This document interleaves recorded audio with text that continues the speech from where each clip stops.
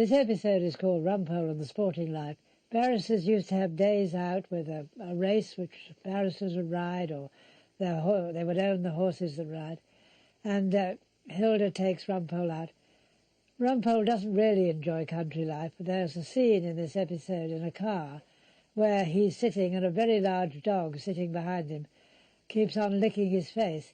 And in order to play this scene, the wonderful Leo McKern allowed us to put butter behind his ears so that the dog would be licking him. The case which arises out of this day in the country is that one of the wife of one of the winning jockeys, who is also a horse owner and an upper-class person, confesses to having shot him and is tried for murder. And by perhaps a fortunate chance, the judge, Rumpole discovers, is someone who hanged a person convicted of murder who was afterwards found to be innocent. And he has an uneasy conscience about this and does his very best for the defence.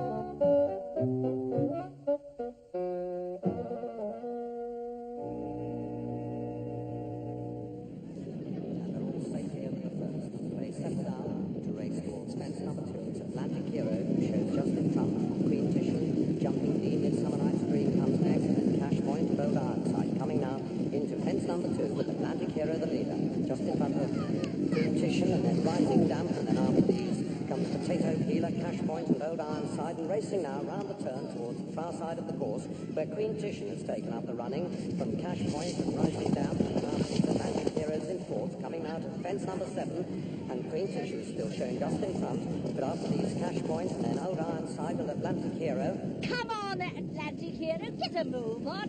Atlantic Hero! It's Queen Titian still Can hear you, Hilda? making ground towards her, and after these comes Cash Point and Old Ironside. And then Summer Night Dream, and Summer Night Dream is still there. They're going out for last. Queen Titian with Atlantic Hero. Atlantic Hero comes to take up the running and tries to push forward there with Morris Fishball. They've got 150 yards to go, and it's Atlantic Hero who's taken it up. He's got 2 lengths clear. Cash Point and Old Ironside come next. Queen Titian slated into fourth. In the last 50 yards, it's Atlantic Hero. He's under pressure, but he's got to hold on. Atlantic Hero from Cash Point and Old Ironside. And going to the line, it's Atlantic Hero from Cash Point and Old Ironside. And then after these comes Queen Titian. We've got to go and collect my winnings. Well, congratulations. What do you have on it? A quid each way? I'll be able to retire to Bermuda. First, number 13, Atlantic Hero, ridden by the Honourable Jonathan Poston. Second, number 8, Cash Point. And third, number 4. I'm so sorry that Phillida wasn't able to be with us today. Yeah, Philly's got this long fraud up in Leeds. Yes. She's working all the weekend.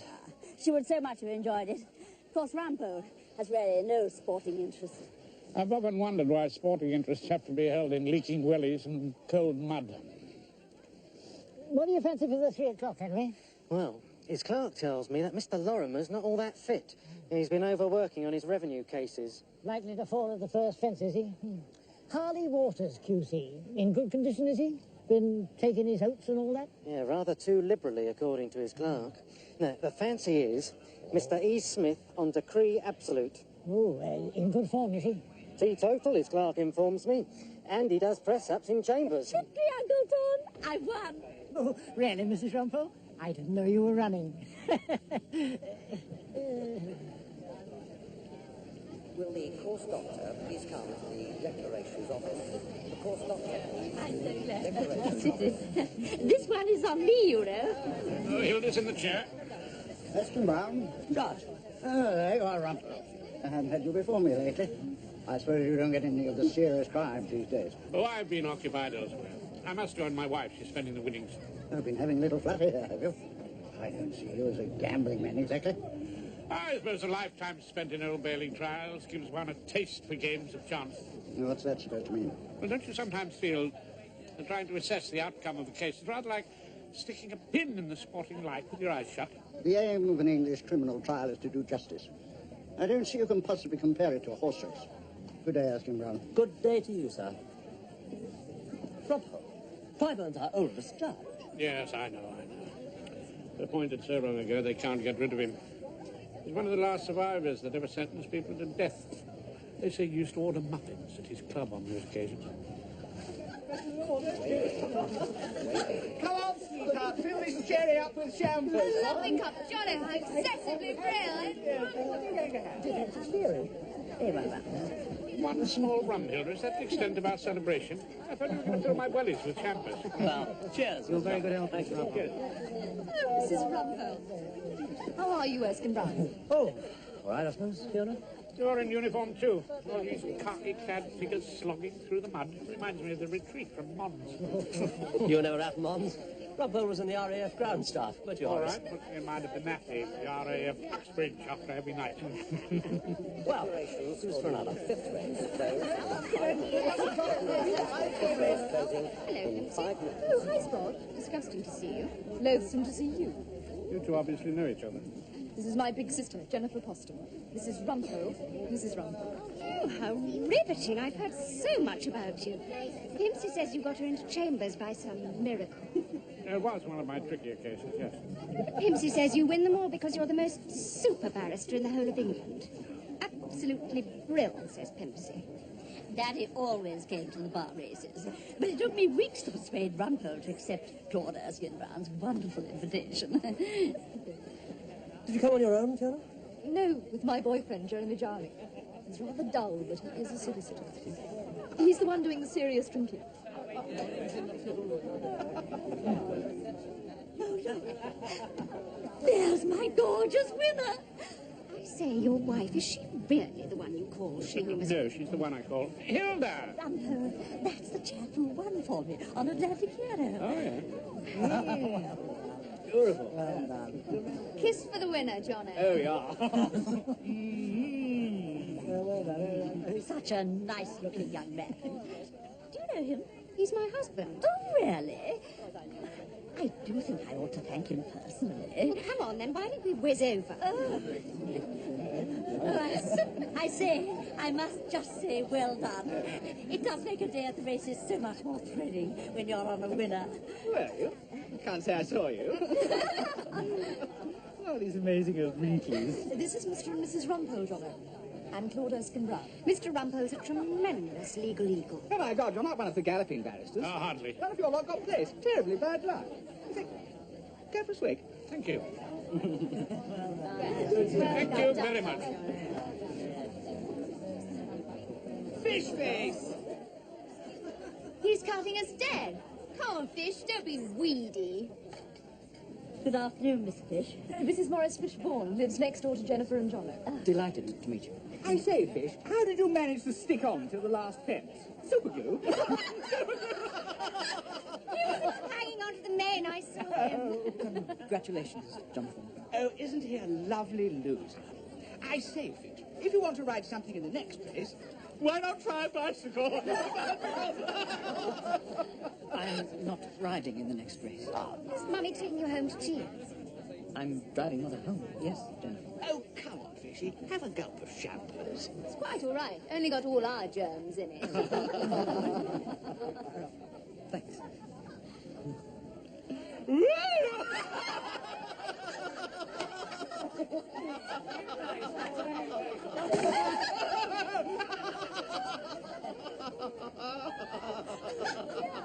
Lodge for sale on Gentleman's Estate in Wooded Country near Chester.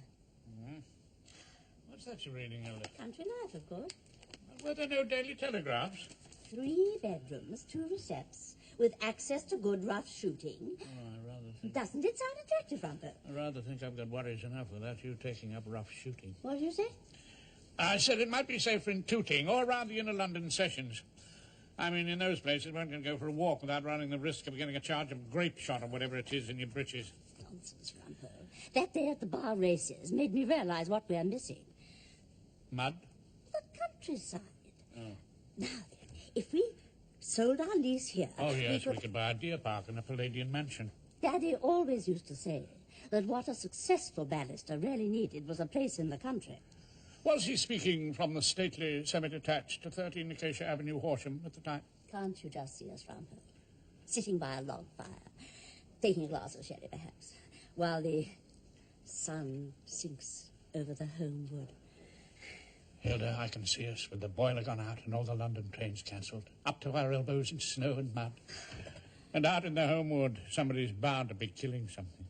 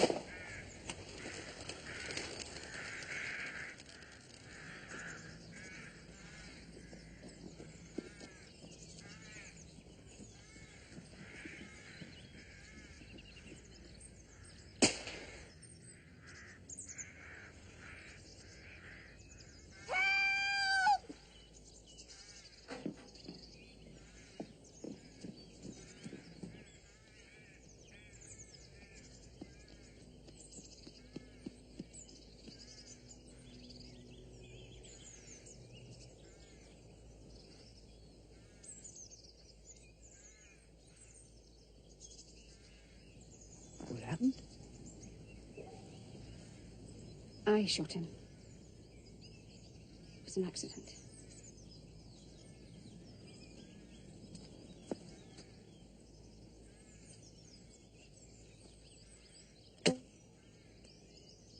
No, I really would rather not, Fiona, but I'll put your sister onto a good man. Rumpole, Sprod wants you to defend her. Well, that's probably because you've given your sister a quite exaggerated idea of my abilities. Is it really possible to exaggerate your abilities? No, probably not. Well, why shouldn't my sister have the best possible counsel available? No, friends, Fiona. What? It's a rule at the bar, never appear for friends. You care too much, your judgment gets warped. You can't see the weaknesses in your own case. And, of course, if you lose, they never, ever forgive you. But my sister's not your friend. You only met her once. Quite honestly, you hardly know her. I know you, though. All the trouble I had getting you into these chambers. By some pretty ruthless manoeuvring, if you want to know the truth. And then to have to spend the rest of my life avoiding your eye in the clerk's room. Too afraid to pop into Pomeroy's for a strengthener in case you're there, looking at me more in sorrow than in anger because I lost your sister's case. No, thank you. Life would be quite intolerable. I do understand that, but... But me, no buts, Fiona. I was only going to say, but... You aren't going to lose it, are you?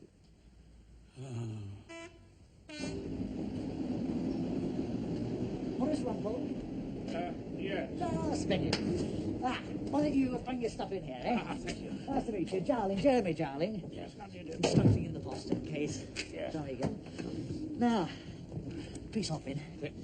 No. Oh, don't mind Agatha. She's a soppy old date, really. There's the good car.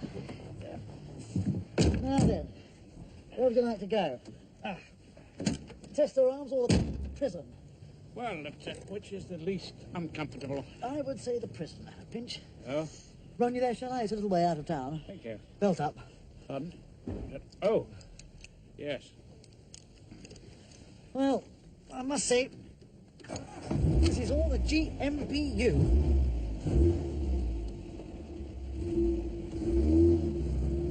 GMBU? Grand military balls up. Well, it's years since we had a murder in the tester hunt, you know. Yes. Well, Agatha, do sit down. Stop kissing Mr. Rumpole. Oh, she's fine. Well, it'll get all those damn blood sports protesters going, you know. You're a partner, are you? Yeah, Johnny, Agatha, leave Mr. Rumpole alone with her. No, Just sit down. she's fine, she's fine. Is it, Jarling and Leonard, actually? Yes. It's my father's firm, quite honestly. But he doesn't like murder cases, so he's handed this one on to me. Agatha, will you sit down? Stop kissing Mr. Rumpole. Oh, she's fine. Well, you know what they say. You have to start at the bottom. Did you know Jonathan Poston well? No, only very briefly, I'm afraid.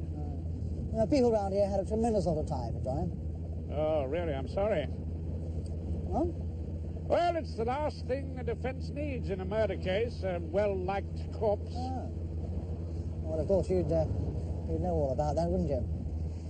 There's only one trouble with John O'Postum. Bad case of the MTFs. The, MTFs. Must touch flesh. Ah. Particularly the flesh of Debbie Pavian. Oh, yeah. Oh, dear, dear, dear. Well, that was what all the row was about, wasn't it? Was it? No, if it hadn't been for that, the local gendarmes might have accepted Sprod's story about an accident. No questions asked. Really? In London, we hardly ever see death. Once or twice in a lifetime.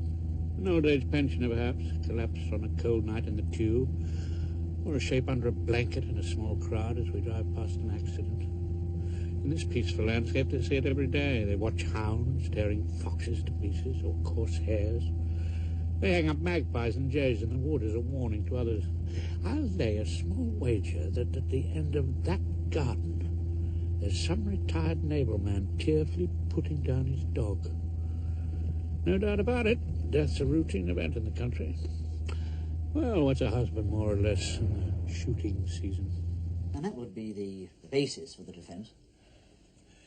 It was an accident. Yeah. Your housekeeper, Mrs. Mrs. Hemp. Mrs. Hemp, yes, she said you were quarrelling that afternoon. Bit of a hangover after a serious evening. You remember saying something about killing? Isn't it the sort of thing one says? Oh, is it?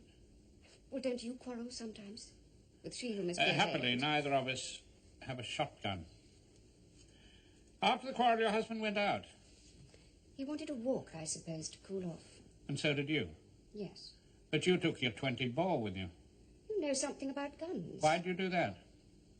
I thought it might calm my nerves if I shot something. Not the most tactful way of explaining your feelings to a jury. No, I think we might... I meant rough shooting, a pigeon perhaps, or a rabbit or something of that sort. Mm. Was your gun loaded when you met your husband? Of course. I put up a pheasant. I was about to have a shot when I remembered it was after February, closed season for pheasants. But not for husbands. I must have forgotten to put the safety catch on. I walked on a little. Yes, go on. I told Jeremy. Tell me. I saw Jono coming towards me. Was he still angry? No, I don't think so. He seemed perfectly calm, actually. What about you? Oh, I was calm enough. I walked towards him. It was rough, you know, brambles. It needed clearing. I must have tripped. Well, that's how it happened. I don't suppose you happen to have a small cigar about you? No, I've left it in your car. Oh, Lord, I suppose Agatha is guarding them with her fangs bared. I'll whiz out and get them. Oh, thank you. Back in it, Jeff.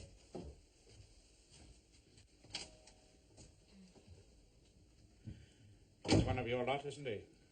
Jeremy, we know his father, of course. Of course. I'm not one of your lot, Mrs. Boston.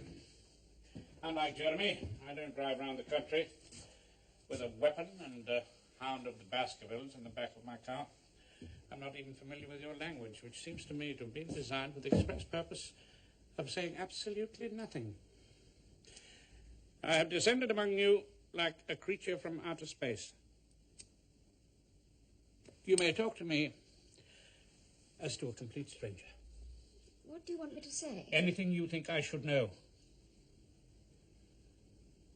I told you. It was an accident.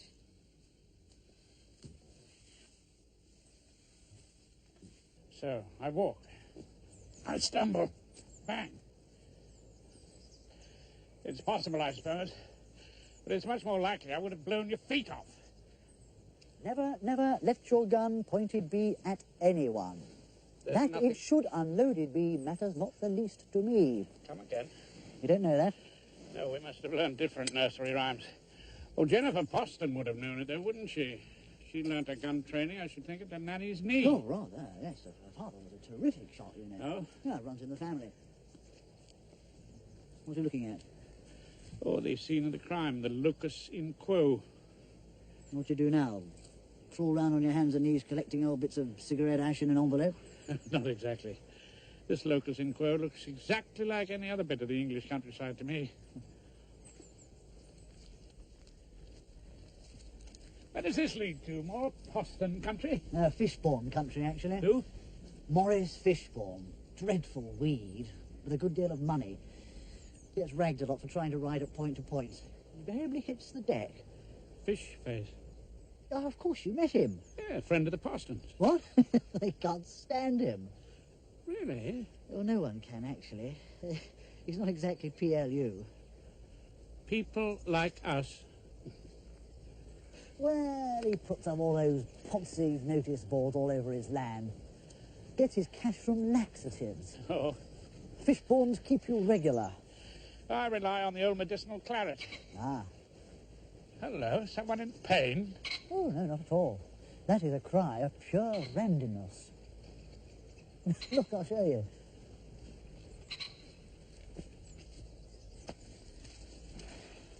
It's a calling bird, a caged cock pheasant. A calling pheasant in a cage puts all heaven in a rage.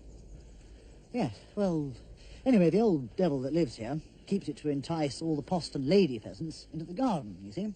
Mm-hmm. Of course, when they get there, he just knocks them off from the front window. Cunning, isn't it? The wanton boy that kills the flies shall earn the spider's enmity. Didn't Jonathan Poston know he was being robbed?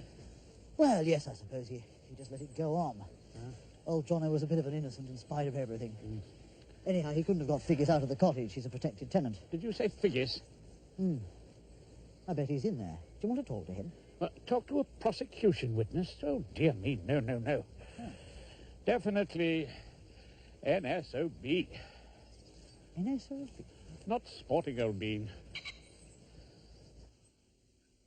Pathology department. Yes, Professor Ackerman, please. Thank you.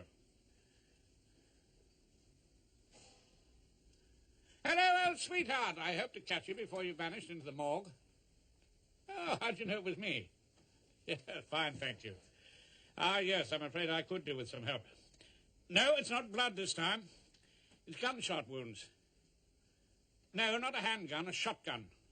Yes, isn't it? Oh, small things like that. For example, the number of shots in, say, what, a 20-gauge shotgun cartridge.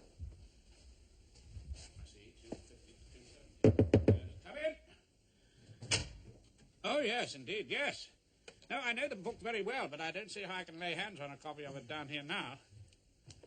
Well, that would be splendid if you'd post me one. Thank you. I have to cross-examine the local pathologist. Yes. Well, thank you again. Happy dissecting. Yes, bye. Morning. You got the car outside? Is Agatha in it? Oh, rather. I think I'll walk. I see you've been working on it. Most of the night. I suppose you've seen that. Dr. Overton's post-mortem report in considerable detail. Yes, I glanced at it. He seems very sure of himself, our Dr. Overton. Rather too sure of himself for an experienced pathologist. What do you know about him? Overton? I've never heard of him. Oh? Oh, Gravely usually does all the stiffs for the Home Office. Ah, Gravely. Yeah. What are our chances? Ah, as a sporting type, you want to know the odds, do you? Any better than evens? Well, it's not an easy case, but she's a woman. I think she may have been mistreated by her husband. All we need is a sympathetic judge. Well, we've drawn a board called Mr. Justice Twyburn. What do you think? I think the odds have just lengthened considerably. Oh, what's he like, then? You remember Martin Muschamp? No. Ah, no, he'd be a bit before your time. He went out with an armed gang. He was tried for killing a policeman. And a couple of years later, another lad confessed, and Muschamp was cleared by a Home Office inquiry. Oh, well, that's all right, then. Oh, yes, lovely for everyone, except Muschamp. Twyburn had summed up dead against him, and he'd been hanged by the neck. Oh, don't look so worried. We don't do that sort of thing anymore. And the Crown must prove it. But at the end of the day, we feel you can be left in no possible doubt. That is all I have to say in opening this sad case, members of the jury. And now, with the assistance of my learned friend, Mr. Gavin Pinker, I hope to fairly put the evidence before you. You're causing me a great deal of pain, Mr. Harmsworth. I'm sorry, my lord. Please don't split them. Don't split what, my lord? Your infinitives. This is a distressing case in all conscience. Do have to add to the disagreeable nature of the proceedings the sound of you tormenting the English language.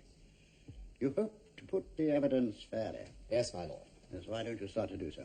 My learned friend, Mr. Pinker, will call the first witness. I'll call Mrs. Marion Hemp. Call Mrs. Marion Hemp. Don't worry, old darling. I swear by Almighty God that the evidence He's quite impartial. He'll be just as beastly to me when my turn comes. Mrs. Hemp, how long have you worked for the Postons? 10 years now for Master Jonathan and his father before him. On the afternoon that Jonathan Poston died, did you hear anything going on between him and his wife? Yes, they were quarrelling. Could you hear any words? I heard 2 words. What were they? Kill you. I heard that said, loud, by her. Then I saw Mr. Poston go out. He walked towards the woods. What happened then? Mrs. Poston stayed indoors. Then she went out. How long did she stay out? Don't really know. 10 minutes, quarter of an hour, perhaps. Then she came back and got it. Got what? Her shotgun. Did you see her get the gun? No, but I saw her go out again with it under her arm. She went back towards the woods again. What happened next? Just tell the jury. I heard a shot from the wood. From the direction in which they had both gone? Yes. Thank you, Mrs. Hemp. You heard one shot? No, I heard others. No, you heard others when? After Mr. Poston went out. Oh, yes, but after Mrs. Poston went out for the second time with her shotgun, how many shots did you hear then? Just one. You're quite sure of that? It was enough, wasn't it? Yes, perhaps. Now, these words you heard her say, kill you, you have sworn that they're the only words you heard Mrs. Poston say. That's right. She couldn't have said, I'll kill you, for instance? No. Well, she might have been warning her husband that someone else might kill him, might she not? I suppose so. But she was the only one there, wasn't she? Exactly. Are you suggesting someone else might have shot him, Mr. Rumpole? Just exploring the possibilities, my lord. Mr. Figgis, when you first saw Mrs. Poston, what was she doing? She was holding a shotgun, standing about 10 feet off it. Eventually, you took the gun away from her and broke it open. I did, yeah. How many cartridges had been fired? Just one. Just one. And the spent cartridge was ejected? Yeah. And did you then go with her back to her house where she telephoned the police? We did, yes. And was her gun in your possession until the police arrived? Oh, yes. Thank you, Mr. Figgis. Mr. Figgis, when you first saw Mrs. Poston, what exactly did she say? She said, I shot him. It was an accident. Oh? She said, I shot him. It was an accident. Or might she not have said, I shot him? Mr. Rumpole, is there a dispute as to what the accused said? No, no dispute as to what was said, my lord, but I am very interested in discovering where the emphasis was put. Yes, you may be interested in that, Mr. Rumpole. It remains to be seen in the fullness of time whether the point interests the jury. I think the point may be of considerable importance, my lord. The words are there. How they were said seems to be of unimportant insignificance. Might it not be better to say of insignificance, my lord? What? Unimportant insignificance might be a bit of a tautology, might it not? Something of a torment to the English language. Ask your question, Mr. Rumpole. Thanks. Don't mention it. Well, Mr. Figgis, what exactly did Mrs. Poston say? She said, I shot him. It was an accident. I shot him. Now, I wonder why she said it like that. There was no one else about at the time, was there, who might have shot him? Not as far as I could see. Not as far as you could see. Mr. Figgis, do you keep a calling pheasants? I don't know what you mean. I think you do. A cock pheasant in a cage whose cries attract the lady pheasants to your garden, where you conveniently dispatch them from a downstairs window. As far as I can see, you must have had pheasant for breakfast, dinner, and tea. Well, I might have done a bit of that, yes. Mr. Rumpole, this witness is not on trial for poaching. Has this evidence the slightest relevance to the case? No doubt the jury will let us know that, my lord, in the fullness of time. What had you been doing that afternoon? I was in my cottage. And doing a bit of shooting, as usual. Well, Ben, yes.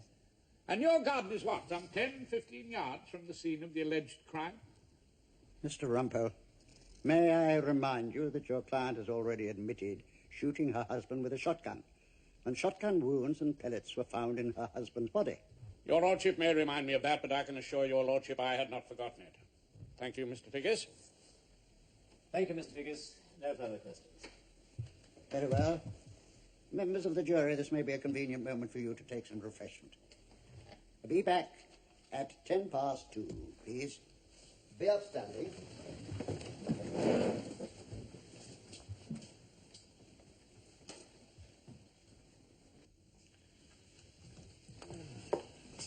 Are you coming down to see Strong? No, I don't think so, Fiona. Not until she decides to tell me what happened. A message from the learned judge. I'm under arrest. On the contrary, sir. You're invited to lunch in the lodgings. This case is full of surprises. The car's outside. We travel in robes, of course. Yes, of course. Lead me to the judicial rolls.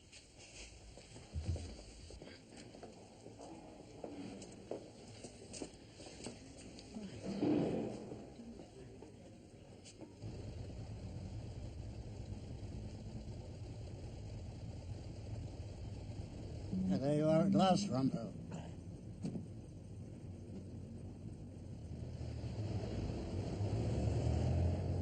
He sat beside me in the cinema, said the girl in the indecency case, and put his hand up my skirt. Very well, said the old recorder, with his eye on the clock at lunchtime. I suggest we leave it there till 2:05. Well, no more argument about grammar this afternoon, eh, Rumpole? Possibly not. Still, you stood up to me pretty well. That's what we need in our job, determination to stick to an argument. Even when it's a wrong one? Mistakes can usually be put right. Oh, surely not always, my lord. You're thinking of the young fellow who went out on the robbery. Case where they shot a policeman. Martin Muschamp, yes. Muschamp. There was nothing else I could have done about that. He summed up the evidence. It was pretty damning, of course, and left the matter to the jury. All this argument about the death penalty. We managed to take it in our stride, did our duty. We didn't enjoy it, of course. A lot of rubbish talked about judges eating muffins after the death sentence. Well, you couldn't get muffins at the Army Navy Club. All you could do was sum up and leave the matter to the jury. Nothing else I could have done, was there? What's he want? I do believe he wants to be forgiven. Who on earth am I to forgive him? I don't know. If you'll excuse us, Judge, Mr. Pinker and I have some points to consider before the afternoon session. By all means. Thank you, my lord. Thank you for that. You a gardener, Rumpole? I'm afraid not. I'm a rose man myself. Of course, I've found it difficult to get round all the pruning since my wife died. He wants me to feel sorry for him. Come and look at this. Yes. That's the garden. The Mrs. Sam McCready's are flowering well, don't you think? Very nice. Those are two of my grandchildren. I've got 6 now altogether. That's the budding showjumper. Yes, I think I summed up Mushroom quite fairly. Didn't you tell the jury they might well not believe a single word of his evidence? That was my personal opinion, but they were quite free to come to their own conclusions, wouldn't you agree? What does he want from me? What crumb of comfort? So it is your view of the case, Inspector, is it not, that after the most thorough inquiry by the police, that Mrs. Poston fired 1 shot at her husband, and only 1? That is absolutely clear, my lord. Absolutely clear. Thank you, Inspector.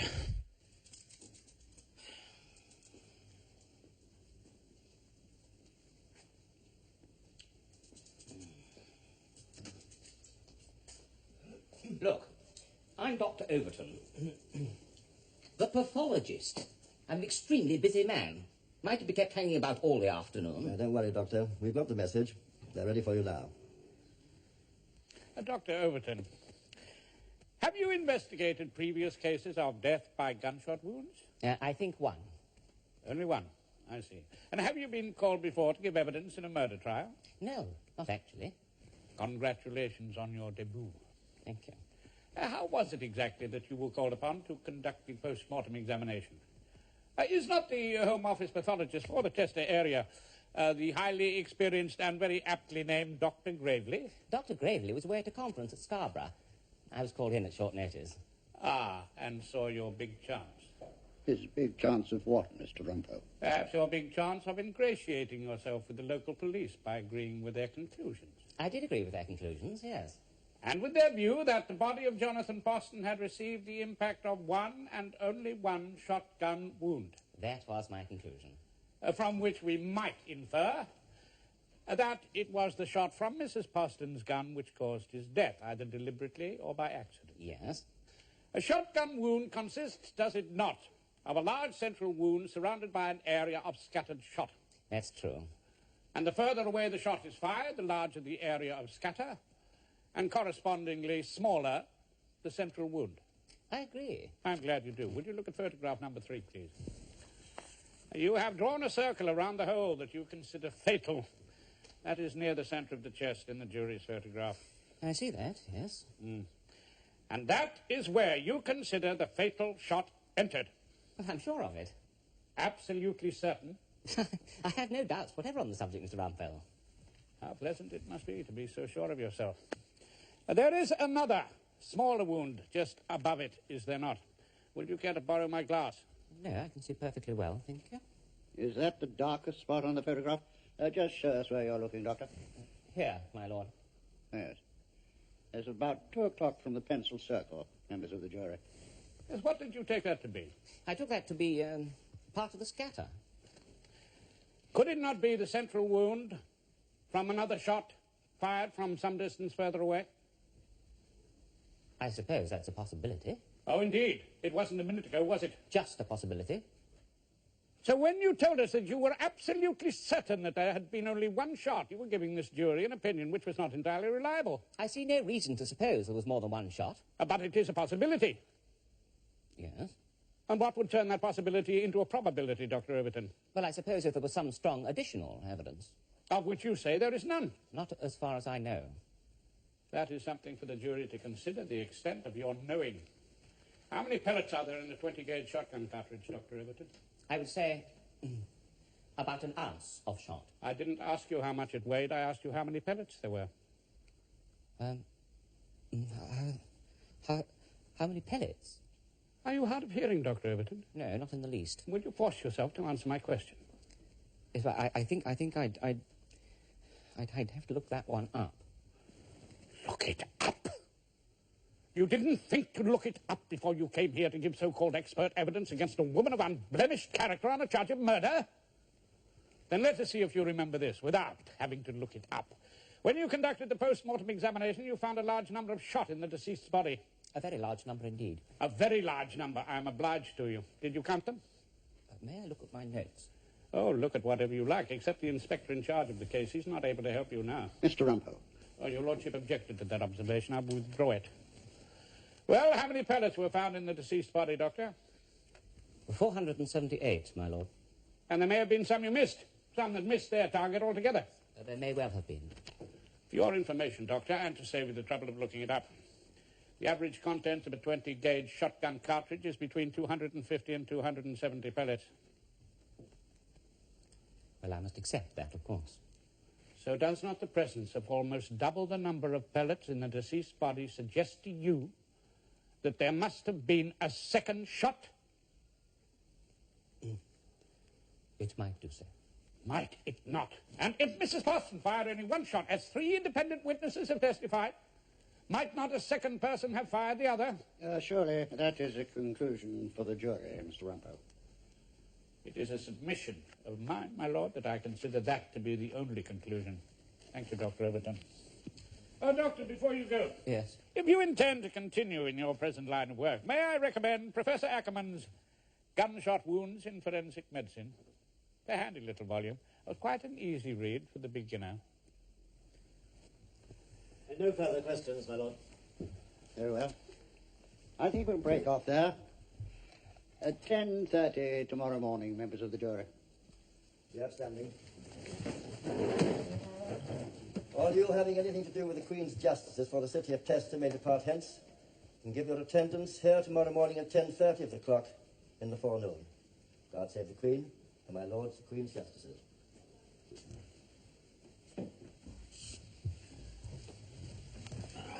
Rumpole, Ah, Fiona. your cross-examination of that unfortunate pathologist may have been first-class entertainment. Yes, indeed. I haven't enjoyed myself so much since I got old Ackerman himself to change his mind about a bloodstain. Where does it get my sister? Oh, just possibly off. Sprod says it was an accident. Are you suggesting there were 2 accidents? No, only one accident. What are you getting at? Your sister is not too keen on the truth coming out in this case, is she? Why don't you come down and ask her? No, not tonight, Fiona. Tonight I am dining at the Chester Arms. I'm expecting company.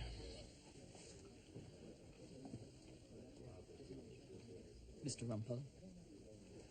Mr. Fishburne, sit down, why don't you?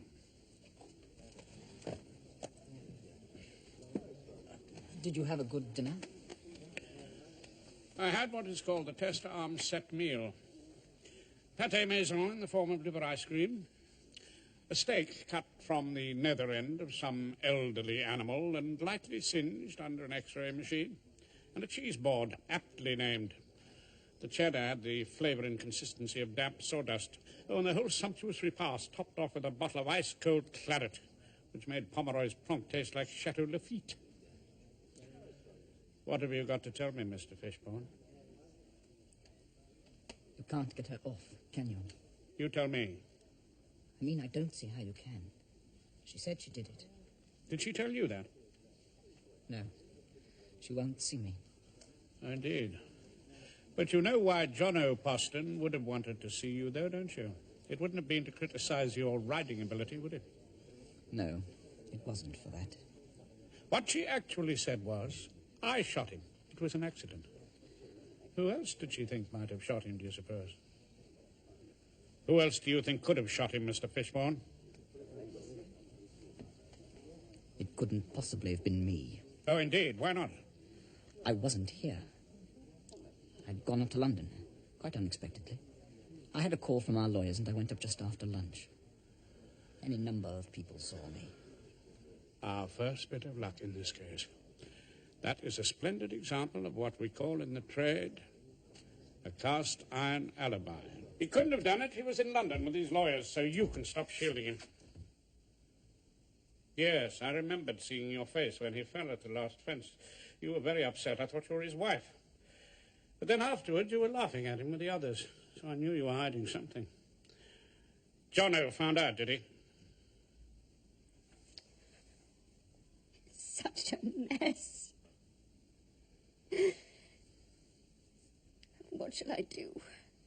Why not try telling the truth? Sometimes people win cases doing that. Look, they can't keep... Oh, sorry. Look, they can't keep the judge waiting any longer. Well, what do you say? Shall we give it a try? Truth, the whole truth, and nothing but the truth.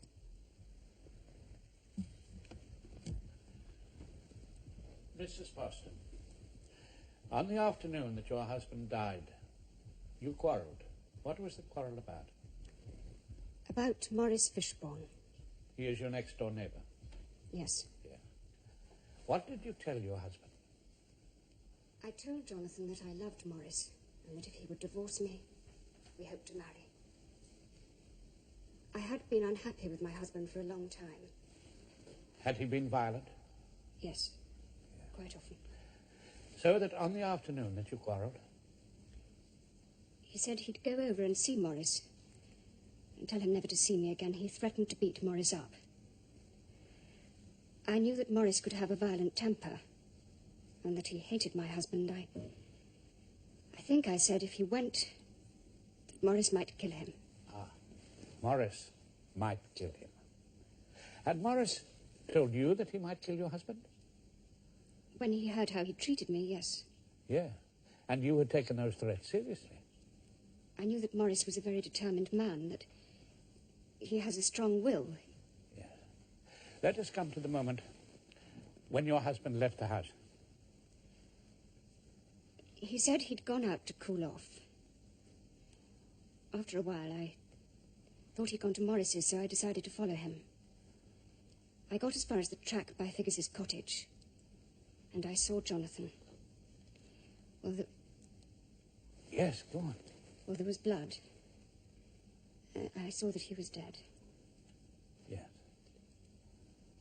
I thought that Morris had done it. It was just by his wood. And?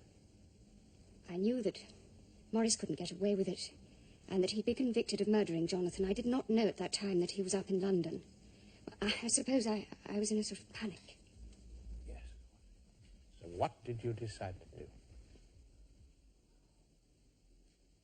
I decided to pretend that I'd shot Jonathan by mistake in an accident. I went back to the house and got my shotgun. And when I got back to the wood, I put in one cartridge and I fired. One shot only? Yes, only one. Into your husband's dead body? Yes. Now listen, Rumpole. As you are in Tester, surely you could spare a few minutes and go and have a look at the place. Hilda, I simply haven't got the time. Well, you must make time. Is that much to ask? Members of the jury, contrary to the views of some people, a British criminal trial cannot be compared in any way to a horse race. You do not get at the result by closing your eyes and sticking a pin into a list of runners. If you believe that for whatever reason Mrs. Poston deliberately shot at her husband with the intention of killing him or doing him serious injury, then you must convict her. But if you think that the account she gave you might be true, I say might be true, then she's entitled to be acquitted. There is some support for Mrs. Poston's story, is there not, in the medical evidence? I do wonder, have we got Martin Muschamp to thank for the unexpected fairness of the summing up? So that you have to consider the possibility that Mr. Poston met his death on that woodland track by an accident caused by the man Figgis shooting from his cottage window, and that Mrs. Poston, coming on the body, assumed her lover had been responsible and took extraordinary steps to cover up what she thought had been a crime. This is not a court of morals, members of the jury. Neither is it a racecourse. What we are concerned with is certainty and the truth. And once again, the pound has fallen in the European markets. At Chester Crown Court, the jury have returned a verdict of not guilty on Mrs. Jennifer Poston, who was charged with the murder of her husband, the Honourable Jonathan Poston. Well, Rumpole, I suppose you think you've done something frightfully clever. No, Hilda, I think I've done something absolutely brill. I don't suppose you were brill enough to go and look at that delightful property. Jennifer Poston, remarkable woman. She went to the most extraordinary lengths to shield the man she loved. Fiona's sister? Yes. Not very much like Fiona, though, is she? Rather more beautiful, wouldn't you say? Much more like that other gorgeous creature down there, Agatha. We'll be seeing quite a lot of them when we fix up about this gentleman's lodge arrangement you're always talking about. They promised to give me shooting lessons. Shooting lessons? You, Rumpole? Yes, there'll be lots of time. Oh, I suppose you'll be kept busy bottling fruit and drying herbs and all that sort of thing. Bottling fruit? Yeah, and drying herbs. Herbs. You know, Rumpole, I've been thinking, this flat in the Gloucester Road is very convenient for us, isn't it? Oh, yes, but... We can always have days out in the country, can't we? Well, I suppose that's true, but... No. Oh, but didn't your daddy always say... No, Rumpole. For your sake, I think I've decided against Tester. Oh, well, Hilda, it's your decision. SWMBO.